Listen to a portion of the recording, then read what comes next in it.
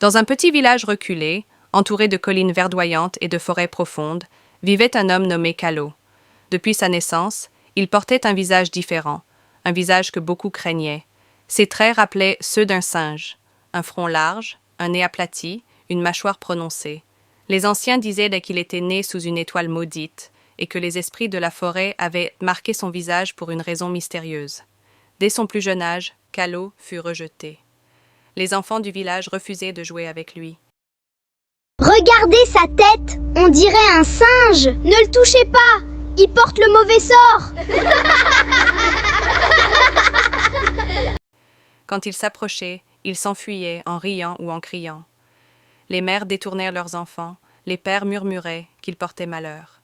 Sa mère, seule, le protégeait.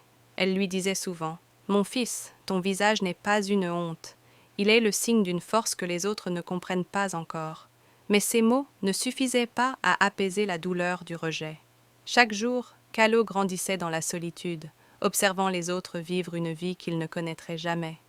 En grandissant, Calo devint un jeune homme fort et travailleur. Il aidait aux champs, réparait les toits, portait de lourdes charges sans jamais se plaindre. Pourtant, malgré sa bonté, aucune fille du village ne voulait lui parler. Quand il passait, elles chuchotaient entre elles, riaient doucement ou... Si je suis une erreur, corrigez-moi. Si je suis un signe, révélez-le-moi. riaient doucement ou détournèrent le regard. Certaines disaient qu'il portait le visage d'un démon, d'autres qu'il faisait fuir la chance. Calo faisait semblant de ne rien entendre, mais chaque rire, chaque regard fuyant, creusait un peu plus la blessure dans son cœur. Le soir, au bord de la rivière. Un soir, alors que le soleil disparaissait derrière les collines, Calo s'assit au bord de la rivière. L'eau claire reflétait son visage. Il resta longtemps à se regarder, sans bouger. « Pourquoi suis-je né ainsi » murmura-t-il. « Pourquoi les dieux m'ont-ils donné ce visage ?» Le vent soufflait doucement, faisant danser les feuilles autour de lui. Il plongea ses mains dans l'eau, espérant que le courant emporterait sa tristesse. Mais le reflet restait le même, celui d'un homme seul, rejeté, à moitié homme, à moitié bête. Cette nuit-là, Calo fit un rêve étrange. Il se trouvait dans une forêt immense, baignée d'une lumière dorée. Autour de lui, des singes l'observaient en silence. L'un d'eux, plus grand que les autres, s'approcha et parla d'une voix grave. « Calo, ne pleure pas ton visage. Ce que les hommes rejettent, la nature le bénit. Tu es né pour un but que tu ignores encore. » À son réveil, Calo sentit une chaleur étrange dans sa poitrine. Il ne comprenait pas ce rêve, mais il savait qu'il n'était pas ordinaire. Le lendemain, alors que le village s'activait, un cri retentit. Une jeune fille, Amina, était tombée dans un vieux puits abandonné. Les villageois se rassemblèrent, paniqués. Personne n'osait descendre, le puits était profond et dangereux. Sans réfléchir, Calo s'avança.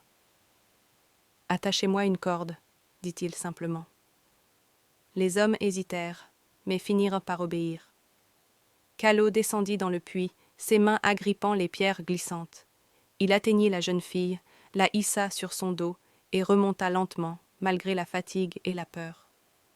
Quand il sortit enfin, couvert de boue, Amina était saine et sauve. Le silence tomba sur le village. Tous regardaient à Calo, haletant, les bras tremblants, mais le regard fier. Pour la première fois, les filles ne riaient plus. Les hommes baissèrent la tête, honteux de l'avoir méprisée. Amina, encore tremblante, posa sa main sur celle de Calo et murmura « Merci ». Ce mot, simple et sincère, résonna dans son cœur comme une lumière nouvelle.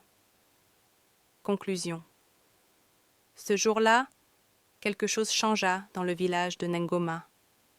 Calo n'était plus seulement l'homme au visage de singe. Il était devenu un héros, un symbole de courage et de bonté.